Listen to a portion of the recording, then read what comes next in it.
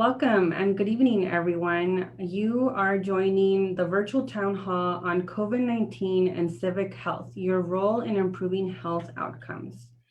My name is Aurora Garcia Barrera, and I am here with the Coalition of Orange County Community Health Centers, and we are so excited to be partnering up with one of our member health centers, Share Ourselves, as well as the NALEO Educational Fund as we celebrate National Voter Registration Day today to have a conversation on what one of your local community health centers is doing to mitigate the spread of COVID-19 and connecting that to the importance of civic health and why being civically engaged is crucial to improving health outcomes in our communities. Before we get started, I just want to go over a few housekeeping rules. So to begin with, as I mentioned earlier, this town hall is being hosted via Zoom. It is being recorded so that we can continue to share it, and it will be streamed on Facebook Live. This is a community town hall, so we encourage all participants on Zoom and Facebook to share your questions, comments, and concerns via the chat or comment section on Facebook. Some of our colleagues will be sharing your Facebook comments with the panelists on Zoom to ensure that we address them. We might not be able to get to all of them in this hour, but we'll make sure to answer them in the comment section in the next few days. So now I would just like to quickly introduce our amazing panelists. So first, we have the Coalition OC's CEO and President, Isabel Becerra, who will shortly share opening remarks with you all. Then we will hear from Rudy Ramos, the Operations Director from Share Ourselves, who will talk about their operational changes to respond to COVID-19. He will then be followed by Dr. J.W. Lee, Chief Medical Officer from Share Ourselves, who will address some of your COVID-19 concerns and will share his personal story in connection to civic health. And last, but certainly not least, Darlene Moreno, who is a Regional Census Campaign Manager in Orange County from the NALEO Educational Fund, who will talk to us with more detail about how we can be civically engaged. So with that, I will hand it over to Isabel to officially kick us off with a few remarks. Isabel? Thank you, Aurora, and good afternoon. As stated, my name is Isabel Becerra. I am the President and CEO of the Coalition of Orange County Community Health Centers, also known as the Coalition OC.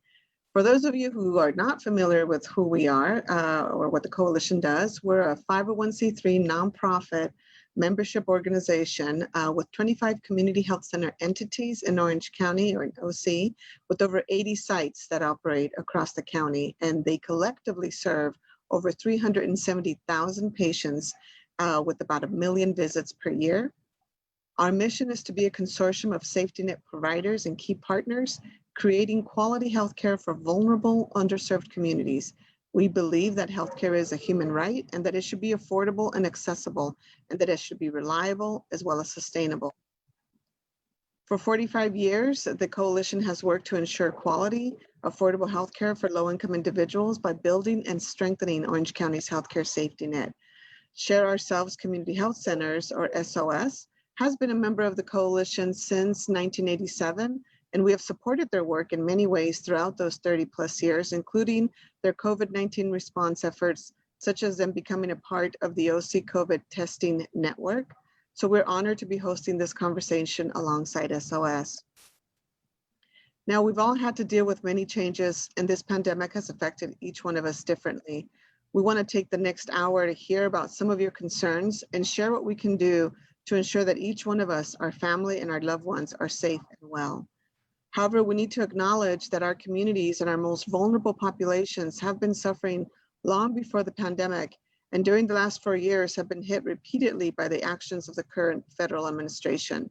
For that reason, we are here to emphasize that what is at stake currently was not being counted in the 2020 census and the upcoming elections, and why we need you all to stand up for one another to ensure the next 4-10 years are set up to help our communities get back on track. Now with that, I want to wish you all happy National Voter Registration Day. Make sure to register, check your voter registration status, and I'll pass it over to Rudy Ramos from Share Ourselves to start the conversation. Thank you. Thank you, Isabel, for that great introduction. My name is Rudy Ramos. I'm the Director of Operations for Share Ourselves. And, one of the things I'm going to be talking about is some of the COVID data, some of the latest COVID data that we pulled from yesterday and actually looking at it right now. And we're also going to be talking about some of the things that we've done from an SOS perspective and, what can you expect and, what can you also learn from our practices. And then but where I want to start, I think, is the very quiet acknowledgement that, we're going to be talking about COVID and we're going to be talking about civic engagement. But, this really kind of begins and ends with people, right? And so I want to have this acknowledgement that this has been a season of loss for us. And it, like Isabel said, it's hit us in different ways. And so for some of you, it's been a loss of routine, a loss of connection, a loss of, daycare or change of school, maybe loss of a job or loss of a friend or a loved one. So, as a community health center, we, our condolences to that and acknowledgement to that. And I think that's important to address from the outset. Regardless of whether you're talking about COVID or civic engagement, it is about people at the end of the day. So let me start with that. Okay, so with that said, let's get into the slides here. So as of yesterday, September 21st, there was a total of 52,000 cases in the county, 178 people currently hospitalized, over close to 47,000 that have recovered from COVID-19, and 1,128 deaths, perhaps probably the most important figure of all, right?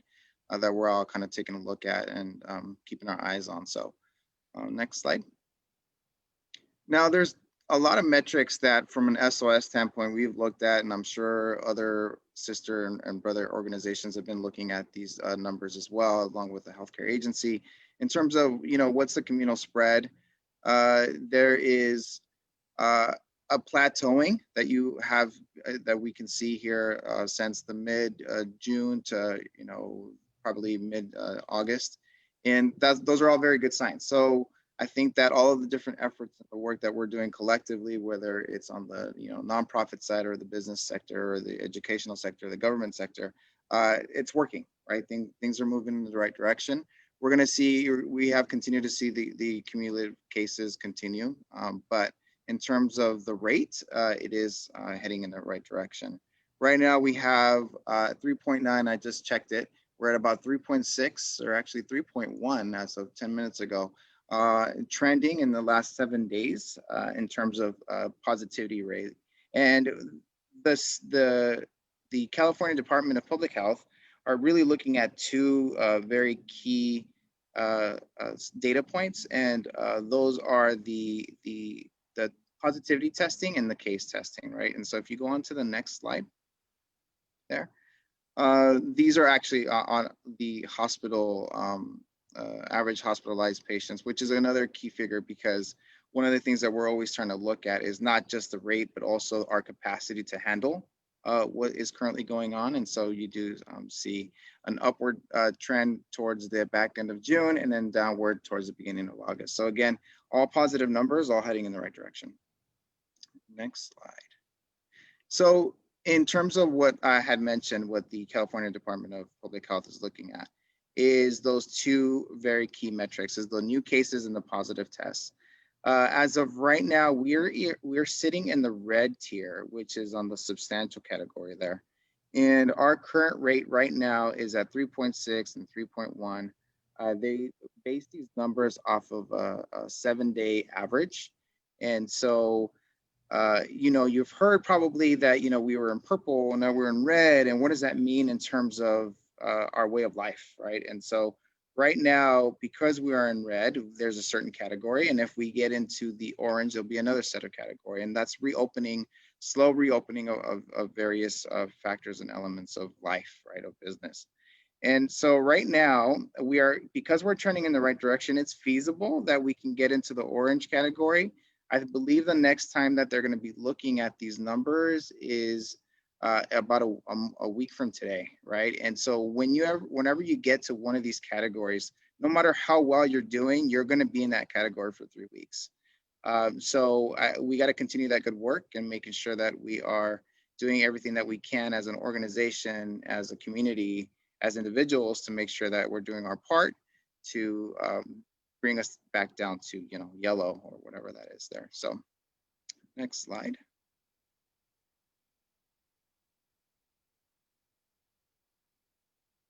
Next slide. Sorry, 1 second. Frozen.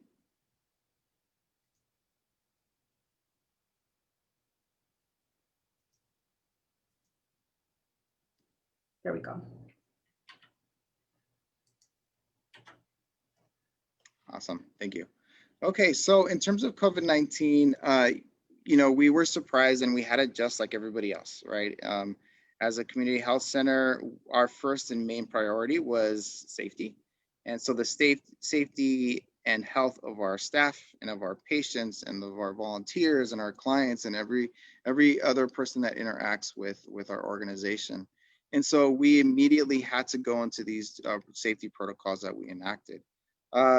Things like physical distancing and masking, and we implemented, we put sanitation, hand sanitizer stations across the organization. We did a masking policy. We looked at work from home opportunities.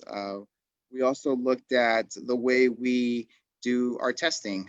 We shifted to curbside testing, and we did that all in the middle of all of these uncertainties, right? And so one of the things that we kept our eye on is our capacity to be able to handle the demand and the introduction of our tele platform. That was probably our biggest change, is being able to open up into telemedicine.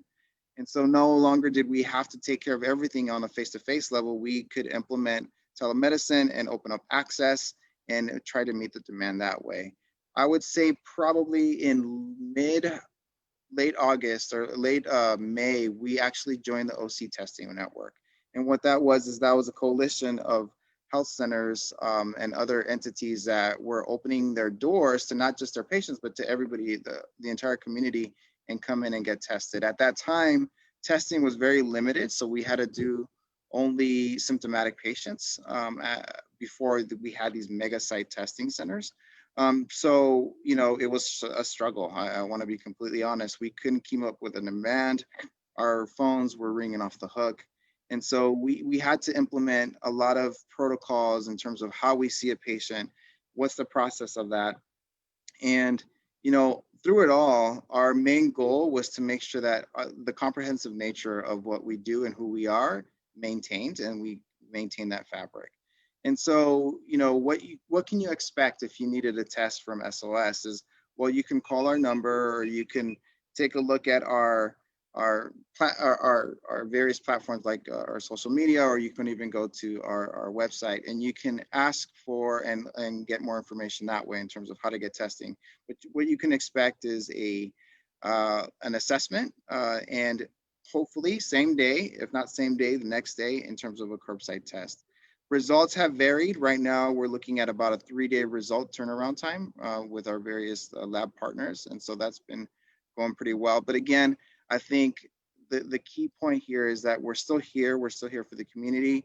And even though we've had to adjust some of the way we do things in terms of our food pantry and some of these other very important social determinants of health services, we are still here and we're still open, and we try to do as much as we can. And one of those things is partnering with partners like the census reps of our local offices. And so through the month of September, we've actually had our local office reps come out to our sites and teach people about the census and help them with information and signups and things of that sort. So with that, I'm going to pass it on to Dr. Lee to talk about a little bit more about civic engagement. Thank you, Rudy. So before we go to Dr. Lee, we just wanted to engage a little bit of our audience today. So we do have a couple of questions for folks to type in your comments or concerns either on the Zoom chat or on Facebook Live. So we wanted to hear about what are some of your concerns around COVID-19? What measures are you taking to keep your families and yourself safe? And what are some of the hardships or challenges that you have faced during these times? As both Rudy and Isabel mentioned earlier, it has hit us all in one or various different ways. So we want to hear a little bit more from how the pandemic and COVID-19 have impacted you. So I'll wait I'll wait a minute or so for folks to chime in either on Zoom or on Facebook Live in the comment section so that we can report back on some of that feedback.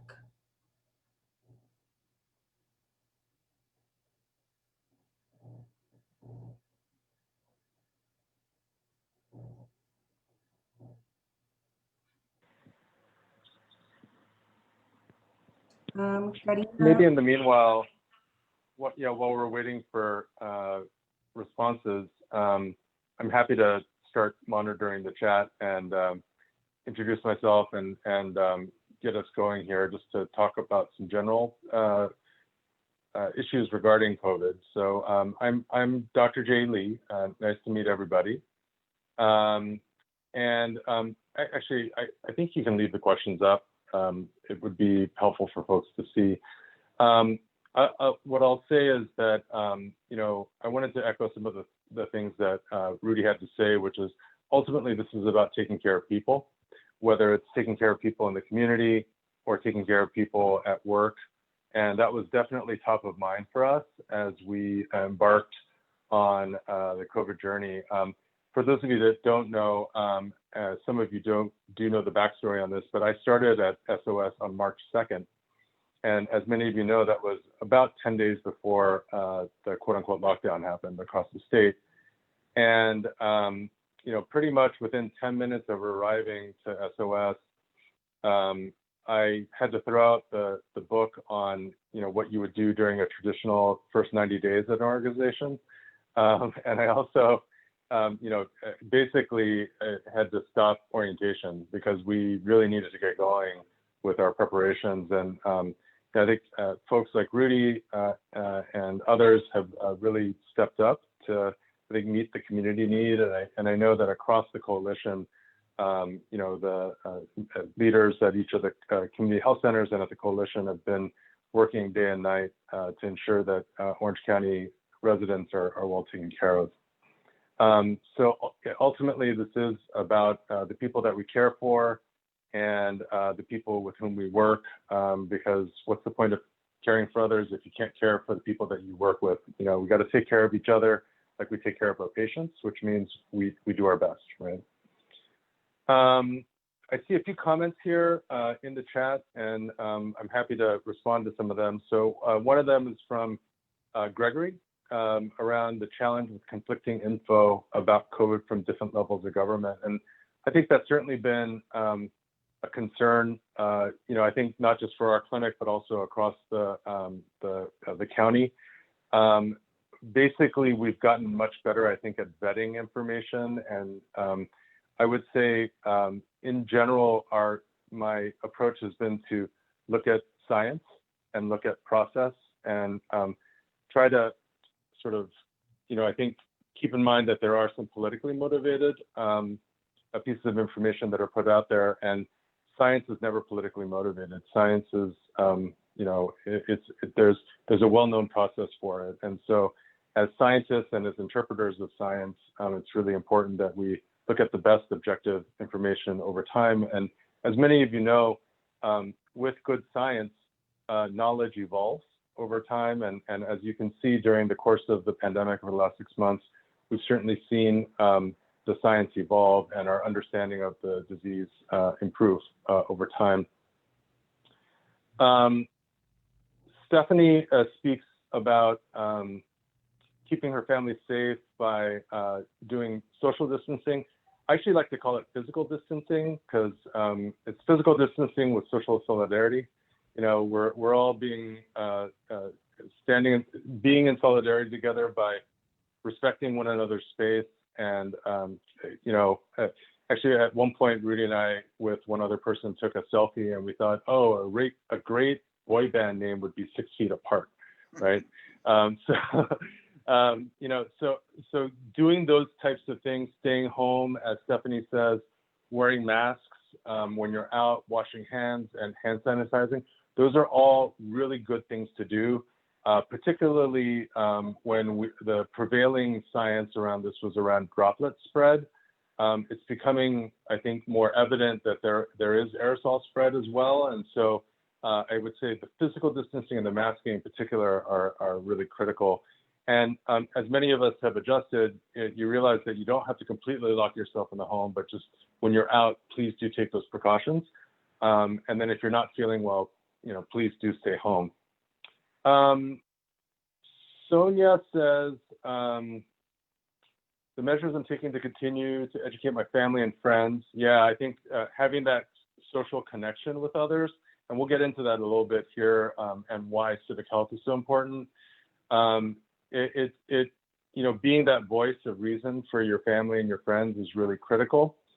I think it comes, I would say, and I'll tie this back to one of the other comments earlier about psychological effects of the disease, which is to say that if you're on all the time, it could actually cause you emotional harm and mental harm. So to the extent that you're able to be there for your friends and your family, I definitely encourage it, but you got to also learn when to unplug and to be, take care of yourself. And every Friday in our morning huddles with our teams, I actually, it's almost like writing a prescription for our teams. I'd say, hey guys, really need you to, unplug this weekend, be with your loved ones, be present. It's not about making a living right now, it's about making a life. And I think, the pandemic has really forced a lot of us to rethink what the difference is between making a living and making a life. And, I think, frankly, it's kind of, I don't know, a challenge for all of us to kind of imagine what life will, how do we go deep in the lives that we're building together. I'm going to answer one more question, and then maybe we can move on to the next piece. So there's a question or a statement from Cheryl about being a social worker and disturbed by the anti-mask efforts in Orange County. Do we know if COVID patients are being cared for in SNFs? And for those that don't know the lingo, SNFs are skilled nursing facilities. And there are COVID patients that are being managed at skilled nursing facilities. I would say, a lot of the coalition members don't necessarily care for patients in SNFs because there's sort of a special group of providers that do that type of work. But I do know that the coalition has been very involved in helping with patients who are experiencing homelessness and have been removed from shelters and placed into hotels as part of Project Room Key and other agencies like FEMA. And SOS has certainly been part of that solution in terms of providing medical care for people so that they can avoid and prevent getting illness. And in some instances, there's some amazing things that can happen. We had one patient who was very pregnant and delivered and then was able to get stabilized from a housing perspective with her baby and moved into housing.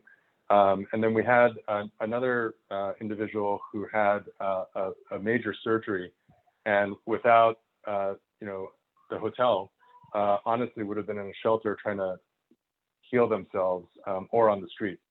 So I do think there's been a lot of movement and togetherness around wanting to take care of our most vulnerable patients.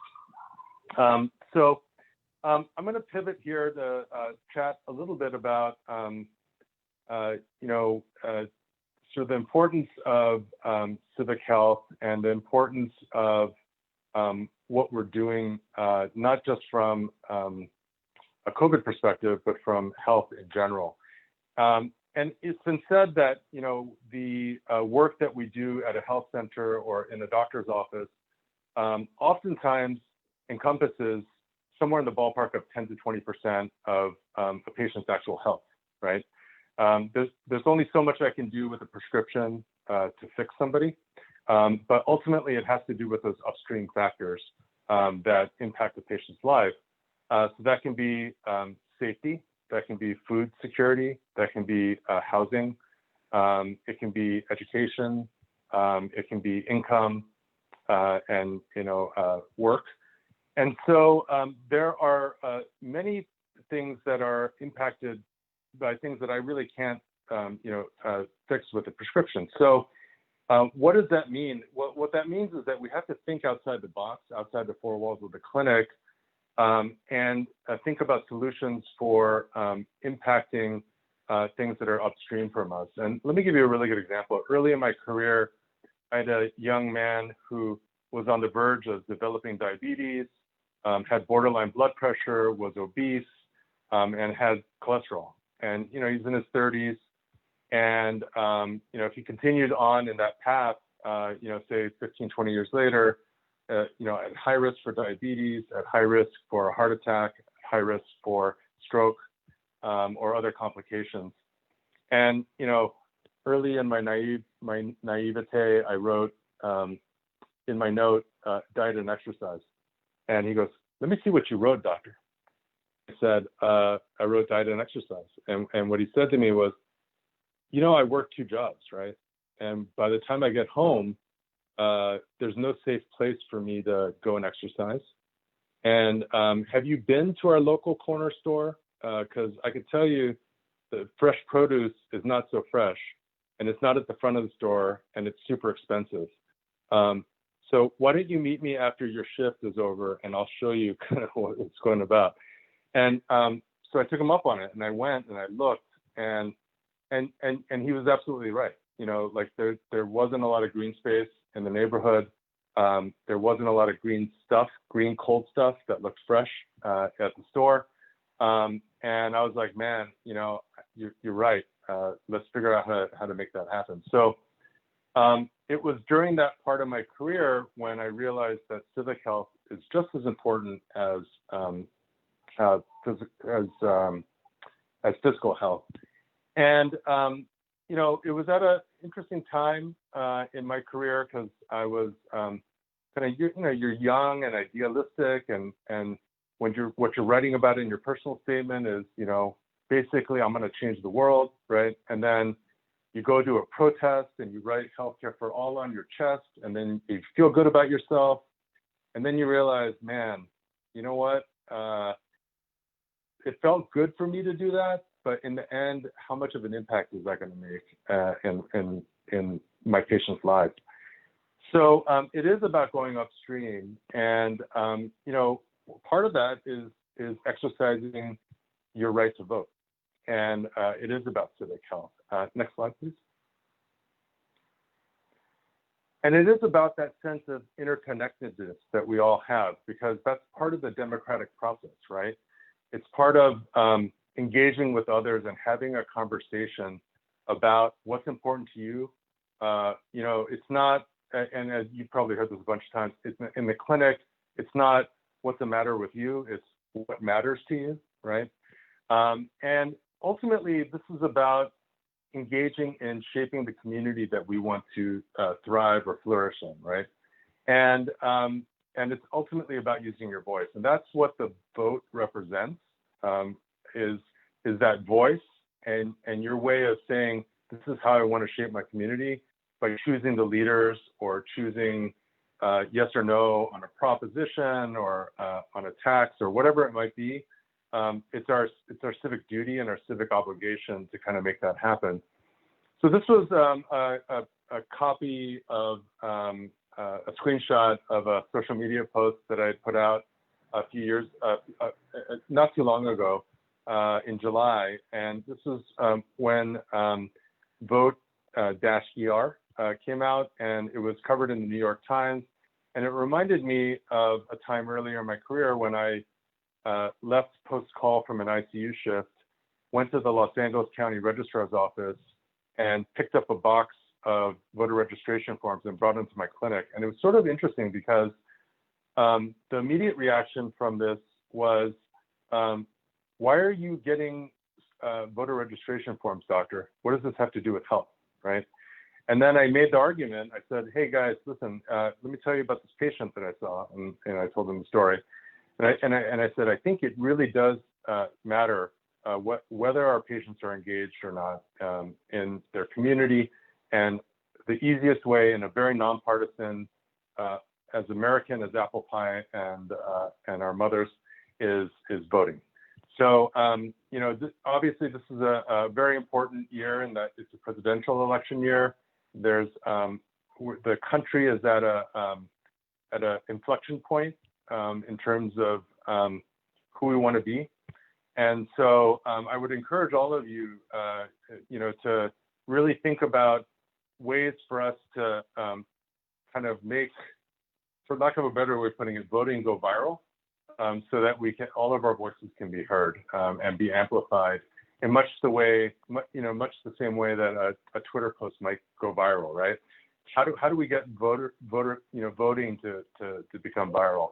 So with that, I'm gonna be quiet now, and I'm happy to introduce Darlene Moreno, and I can't recall, Aurora, whether we had decided I was going to hand the mic back to you or hand it directly to Darlene. So I'm in your good hands either way. Thank you, Dr. Lee. We really appreciate you for sharing that personal experience and just motivating us to make that connection between health and exercising our civic duty. So thank you so much for that. So as Dr. Lee said, we would now like to hear from Darlene Moreno from the NALEO Educational Fund, who's going to share some very key information and get us pumped further to use our voices as power. So Darlene, I'll hand it over to you. Thanks, Aurora, and thank you, Dr. Lee. Hi, everyone. My name is Darlene Moreno. I'm the Regional Census Campaign Manager for NALEO Educational Fund. NALEO Educational Fund is a nonpartisan organization that empowers Latinos to participate in the American political process, from citizenship to public service, right? And I would like to continue this conversation about civic engagement. Dr. Lee did a wonderful job talking about civic health and how important it is. We believe that engaged communities are healthy communities. And this is not just on election year, this is all the time, especially right now that Latinos are disproportionately impacted by COVID-19 alongside the Black community. At NALEO Educational Fund, we've been recently doing weekly tracking polls. And our latest polls show that on week one, 20% of Latinos, we can stay on that slide there. On week one, 20% of Latinos had an increase in food insecurity and lack of access to basic needs. And on week three, this week, jumped to 36% of Latinos have an increase in food insecurity and lack of access to basic needs. So this shows us that personal and community health is at risk, and this is alongside barriers in civic engagement. So today I'm going to talk about what are some of these challenges that we face and Latinos face when it comes to becoming civically engaged, how to mitigate these barriers, and some calls to action.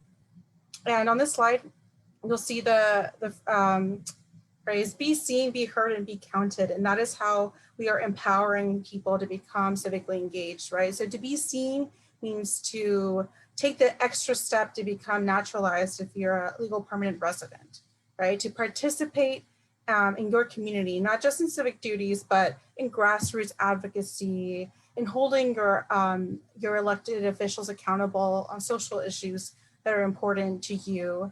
And anyone can do that, right? You don't have to be a citizen or be documented in order to participate in this. We're also calling for everyone to lead, right? To run campaigns, to run for office. In order to be heard, we need everyone to register to vote if you haven't done so already, right? And then to exercise your rights at the ballot box. One of our latest research shows that employment, health, education, and immigration in that order are important to Latinos. So we need to make sure that our voices are heard in every aspect of our society. And then lastly, to be fully engaged, we need you to be counted in the 2020 census, right? The census belongs to all of us, no matter your background, no matter where you were born. So responding to the census is a simple way to say, you're here and you're counted, or you're here and you count. Next slide, please. Right, so naturalization, that is the first step to become a US citizen, right? So it's super important for NALA Educational Fund that we offer this service to all those who wish to take that next step. When you become naturalized, you become eligible to register to vote, right? So this is extremely important for the upcoming elections. Research suggests that naturalized Latinos have a higher voter turnout than native-born Latinos. Just interesting. Something that is extremely important right now is to know that the application or the naturalization fee will increase from $725 to $1,170 on October 2nd. And also most fee waivers will be eliminated. So we are encouraging everyone who is a legal permanent resident to become naturalized as soon as possible to start that, that process. Right. In a recent poll that we did, we asked, have you or someone in your household have had to use savings or retirement money, to use retirement money to pay for expenses? And in week 1 of the poll, about 36% of people responded yes. And in week 3, which we are now, 46% of people responded yes. That's almost half of Latino respondents have had to use some of their savings or retirement money to pay for expenses.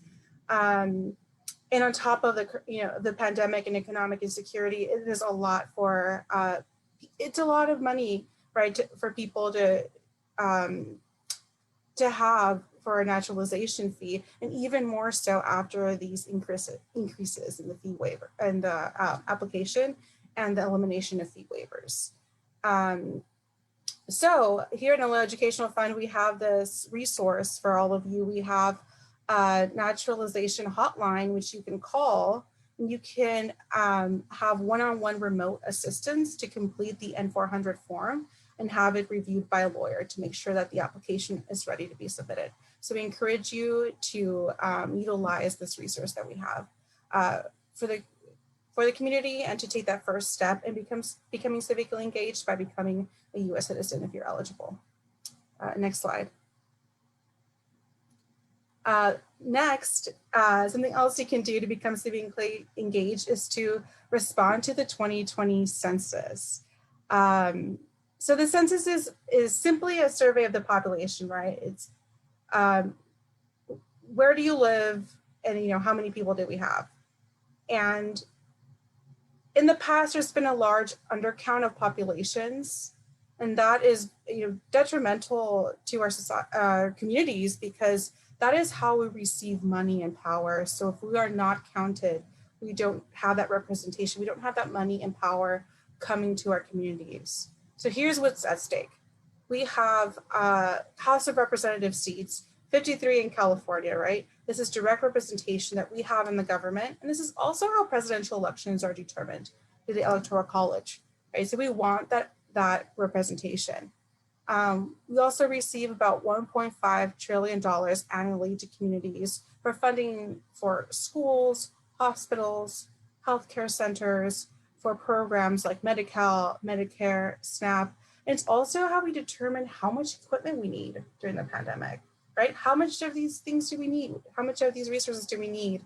Where are they going? That is all based on census data. So we need to make sure that we have the most accurate count in the census. And it's a fairly simple form. So what is asked on the 2020 census is the number of people living or staying in the house, apartment, or mobile home on April 1st, 2020, whether the residence is a house, apartment, or mobile home, telephone number, which will only be used by the Census Bureau to contact you if you, skipped a question or they need to have you fill out the survey.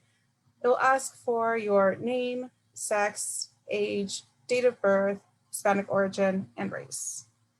Well, it will not ask for is citizenship status, right? So does not have a citizenship question on there, there is no more personal identifiable information other than ones I mentioned. And it's also really well protected under Title 13 of the US Code, right? That means that Census Bureau staff are sworn in to keep that information confidential. It's not allowed to be shared with any other person or agency in the United States.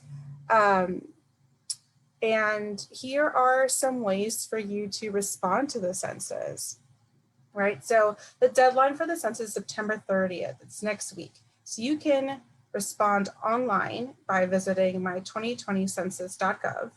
You can respond over the phone, and you have two numbers there. You can call 844-330-2020 to respond to the census. And you can also respond by mail if you happen to still have your paper form, paper questionnaire form that was mailed to most households. You can still fill that out and send it by mail as long as it's postmarked by September 30th. So we encourage everyone, if you haven't done so already, or if you have, to encourage your family, friends, and neighbors to respond to the census, because it's one simple way to make sure your voices are heard and that you get funding for your communities. Next slide.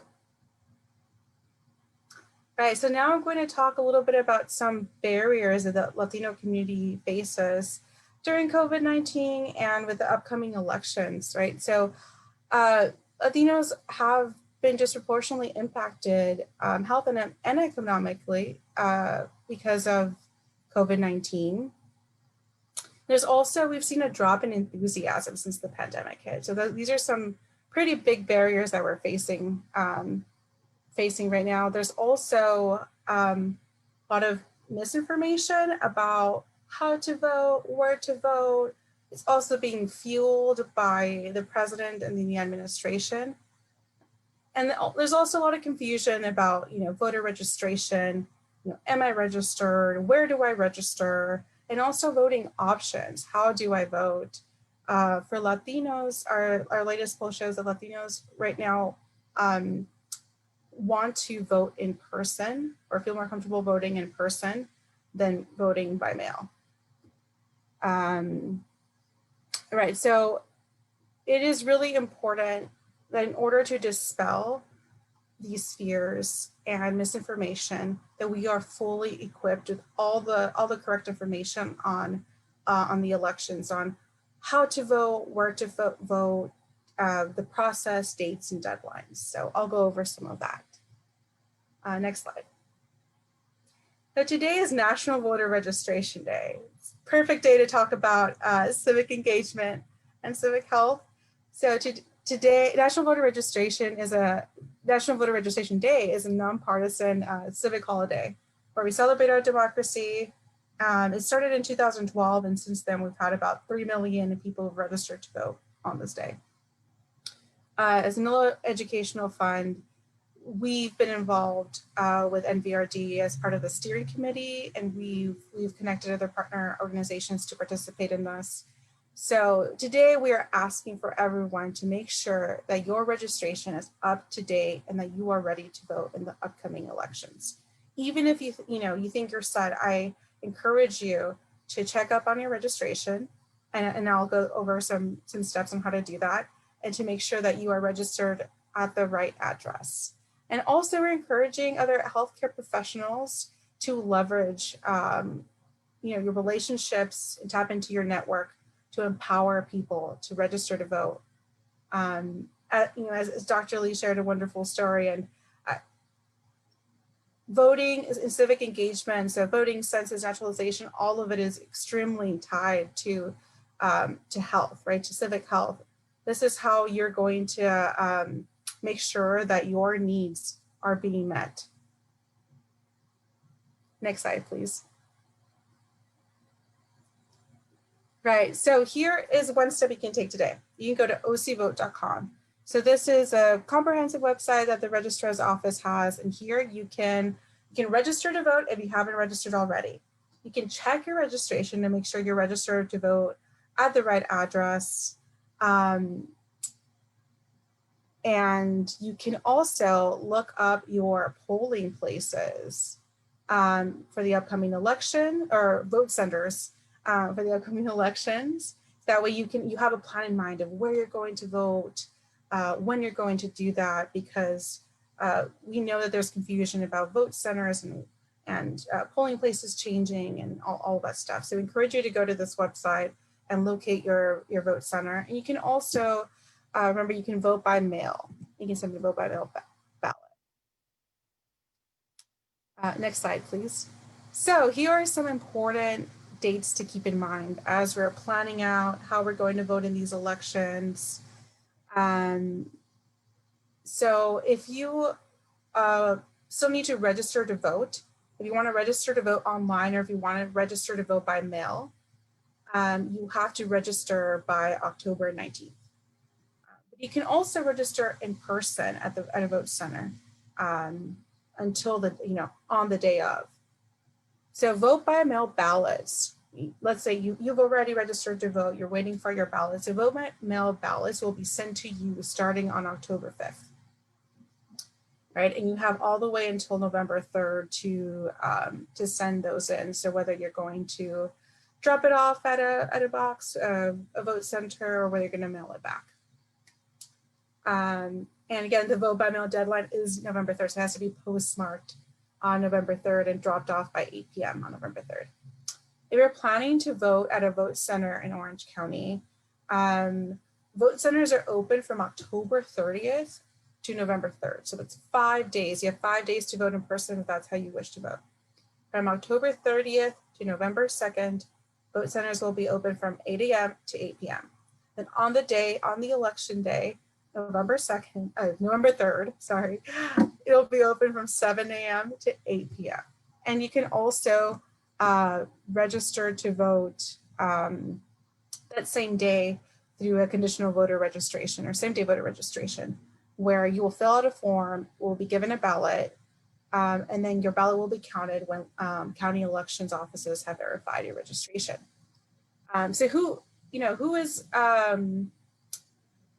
how do you know that you can register to vote? In California, you must be a US citizen, you must be a resident of the state, you must be 18 years of age or older, and not currently in state or federal prison or in parole for the conviction of a felony.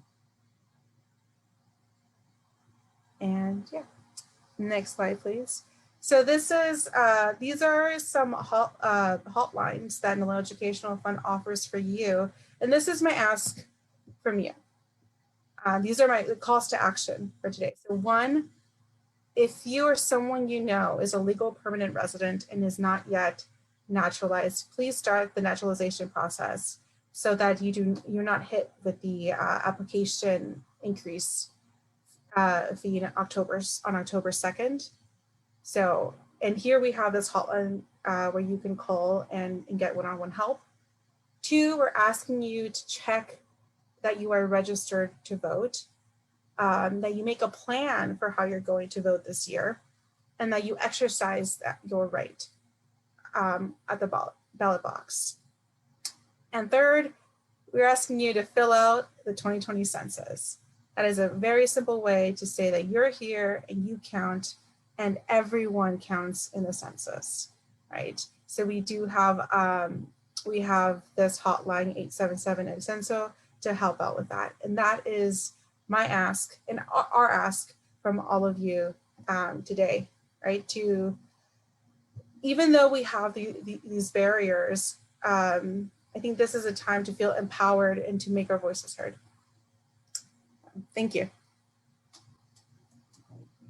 Thank you so much, Darlene. That was really helpful. And I myself am so ready for the elections to come. So just as to emphasize what folks have been sharing, right? Civic health does have a direct impact in terms of how we address the needs of our communities and how we collectively work to improve health outcomes, right?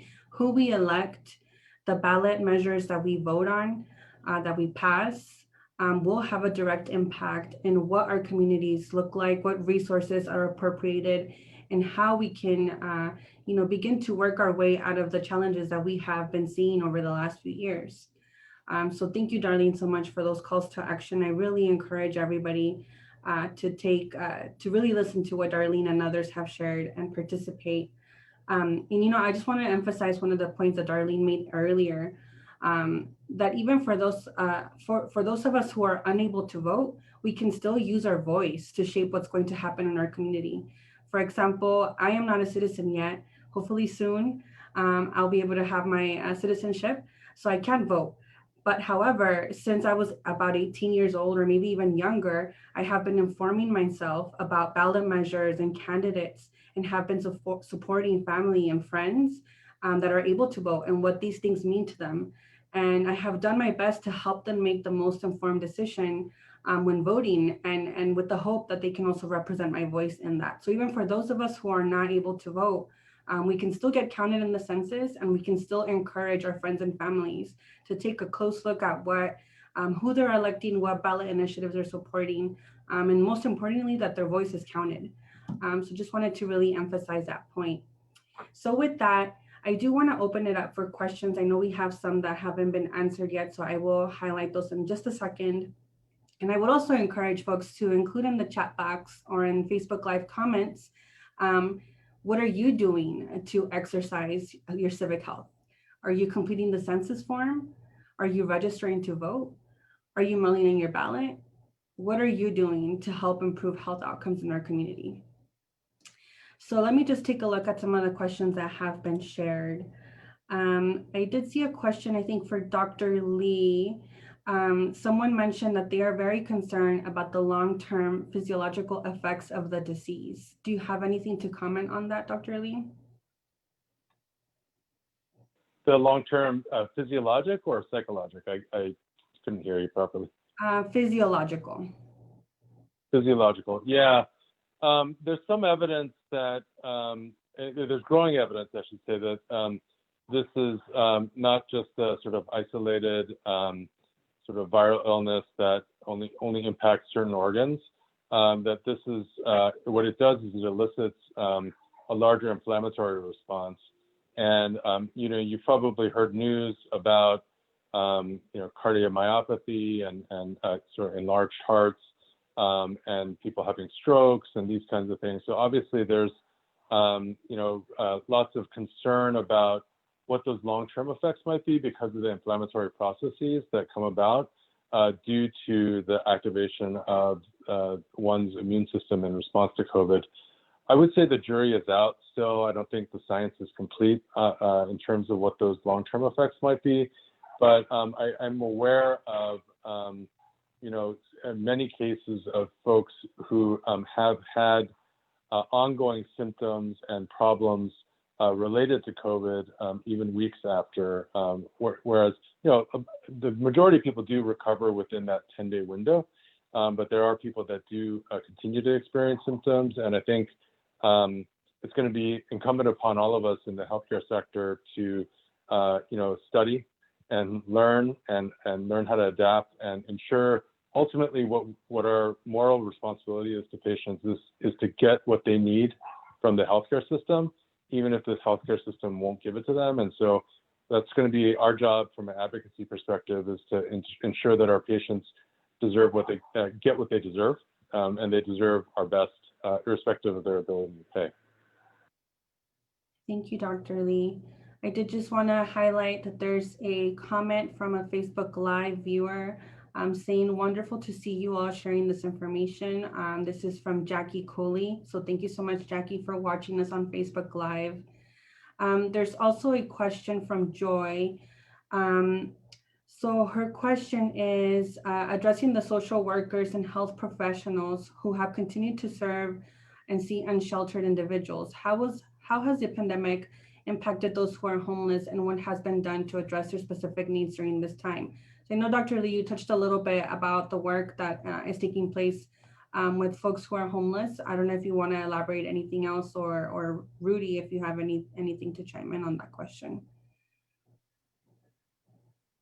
Yeah, I will. I'll start, and then I would love to hear Rudy's thoughts as well. I know one of the things that we were very concerned about, let's just say, I said earlier that I started work on March 2nd, I would say March 3rd, that I became very concerned about is, what will happen with with people that we take care of that are either on the street or in a shelter, and particularly in the shelter, kind of thinking about spread, right? And so because of the congregate living and the close quarters, and I'm proud to say that many of the coalition partners do have relationships with shelters, and we were able to provide, for lack of a better way of putting it, medical consultation on how to adapt shelters in order to meet sort of everyone's needs and to mitigate the potential risks related to COVID.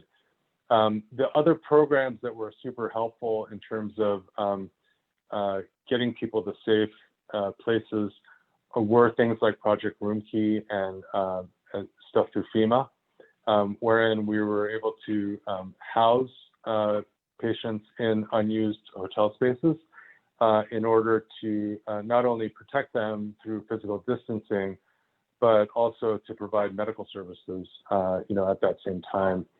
But I think ultimately, Rudy and I, we kind of were like a double-headed dragon, in the sense that we felt very strongly about needing to not only protect our patients, but also, I would say, protect the workers that are doing this work as well. And so that was also part of our work, was providing that consultation to the shelters along those lines. Rudy, did you want to add something? Yeah, I'll keep my comments short because I do see other questions coming in. But yeah, I would say that we did a lot of work surrounding our safety protocols, to the extent that I think our workers, whether they're on the social services side or on the healthcare side, were probably more protected at clinic than at Target, right? Because of all the different policies that we had to put into place.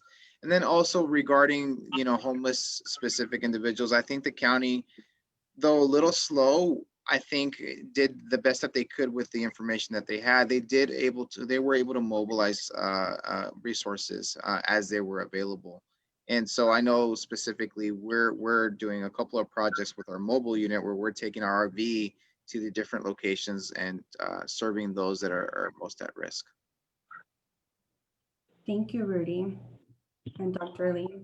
So just wanted to highlight that there have been a lot of shout outs to the panelists and to getting out the vote and to registering for and to completing your census form. So I would encourage Karina and others to share those links on Facebook Live as well.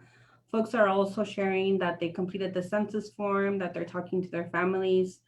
Edward Lyle said that he wants us to pray for the Supreme Court process to be swayed so challenges to the Affordable Care Act allow it to stand. And I thank you so much for bringing that up. I think in California, we have senators that we know will be supportive of who the next Supreme Court justice will be. And I think one of the things that we can do is communicate with our colleagues in other states, our friends and families in other states, so that they can call the senators and make sure that we can continue having Supreme Court justices that will support the Affordable Care Act. So thank you for highlighting that. There is also a question from Gregory Mathis to Dr. Lee. What are your thoughts about how OC can better address the health disparities that we are experiencing? Yeah, I mean, I think we're at the front edge of what I think can be an effective, approach to tackling health disparities. And I think part of it is identifying what disparities exist. And I know a lot of health centers are now using Prepare and other tools to identify patients who are at risk for just experiencing disparities, whether it be from a food perspective or housing perspective or employment. We're also doing ACEs screening, ACEs aware screening around adverse childhood events, which we know can impact growth and development for kids and as they grow into adults. So I think the science is getting a little bit better, and I think we're certainly on the front edge in terms of identifying who is at risk, because it's a confluence of factors, right? It's not any one thing. It's usually a bunch of things together that tip someone over into either getting really sick or losing a job, or, you know, and kind of puts that into that spiral. So part of our job is to not only identify it, but once we've identified something, finding a pathway to connecting the individual with community partners. You know, I talked about the voter registration process, and years ago I went to the LA County Registrar for community voter meeting, and I realized that I'm just a doctor. I don't know anything about voter registration. So, you know, I raised my hand and I said, I'm just a doctor. I don't know anything about voter registration. I need help. Who can I connect with here to kind of learn more about it? And, you know, likewise, when we're talking about, you know, food insecurity or housing or social, you know, other substance use disorder, there are things that we have expertise in. And then at a certain point, we need to be able to walk hand in hand with other agencies and partner and do that meta leadership, I would call it, to really build that network for our patients and the communities that we serve. Thank you, Dr. Lee. And we do have a comment from Alondra saying, thank you for all of the information. So being mindful of time, it is past 6:30. So I think with that, I will go ahead and wrap us up. I will encourage the Facebook community to continue including your questions on there, and we will make sure to address those as soon as we can. But I do just want to say thank you for taking the time to join us, for sharing about your concerns, and for letting us bring information to your homes on how you can have your role, what your role can be to improve health outcomes in the community. I would also like to thank Dr. Lee and Rudy for sharing your expertise on what you're all doing as a health center to exercise civic health and support the patients and communities you serve. I'd also like to thank Darlene for bringing us your perspective from a national scope to a more local scope and encouraging us to act. So thank you so much for that. And then I would like to also just give a special shout out to the Share Ourselves team, Imelda, Ethan, Rudy, Dr. Lee, as well as Karina from our team for all of the work that you did to put this town hall together. Please, again, continue to post your questions on Facebook Live and we'll answer them as soon as we can. Make sure to follow the Coalition OC, Share Ourselves, and LATINO Educational Fund to continue to get more information. Again, make sure to safely count yourself and your family by visiting my2020census.org. Register to vote by visiting naleo.org/register to vote. And let's also get out the vote. Our lives and communities truly depend on it. So please make sure you wear your masks, stay safe, and have a great evening. Thank you, everyone.